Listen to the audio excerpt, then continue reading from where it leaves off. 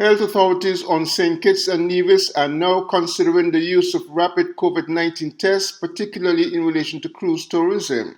According to information provided by Dr. Cameron Wilkinson, Medical Chief of Staff at the JNF General Hospital, the testing for COVID-19 falls into two categories, namely antibody tests, also known as rapid tests, and the antigen tests, such as the PCR test that is done in a laboratory. There is also the rapid antigen test, which is the subject of their attention.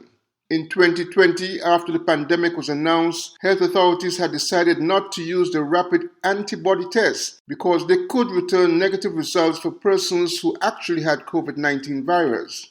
However, health authorities are now considering the use of rapid antigen tests because they have become more sensitive and specific since initial WHO approval for emergency use in 2020.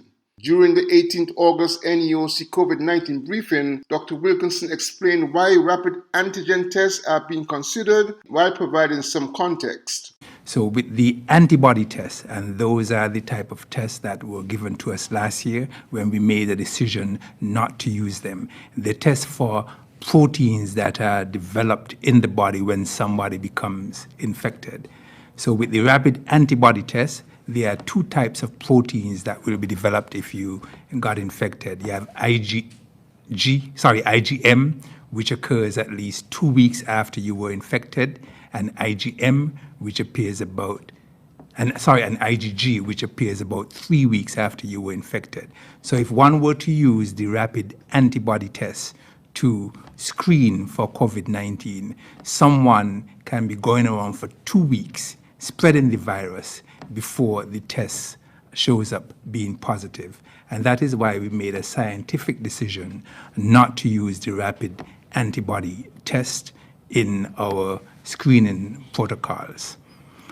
So when Dr. Drew came on the 25th of March, I think it was last year, with the rapid antibody test, we made a decision not to use it, not because it was Dr. Drew. It didn't matter who was bringing these tests. We decided not to use them.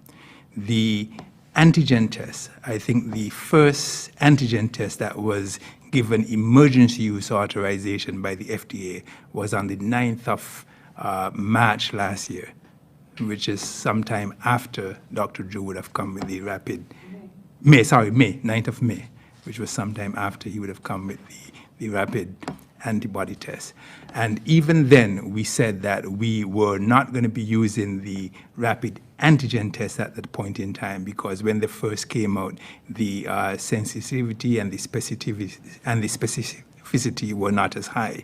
Now, as time has gone by, these tests have become more and more sensitive and specific in that if someone tests positive with the rapid antigen test, we know that they are positive. However, the sensitivity is not that great because there's no amplification. In other words, one can have a low viral load and test negative. And that is why if someone tests negative with the rapid antigen test, you would have to follow it up with the gold standard PCR test.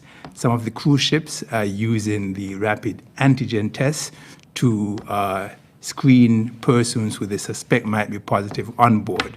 And they are finding a greater and greater use for that purpose in the acute setting, screening for persons in small gatherings, etc., to see if they are positive. And this is something that we are considering using at this point in time as the science has evolved. This is completely separate and completely different from the rapid antibody test that we made a decision not to use last year. Just how these rapid antigen tests will be applied in the Federation is yet to be disclosed by health authorities. Glenn Bart reporting for SKN Newsline.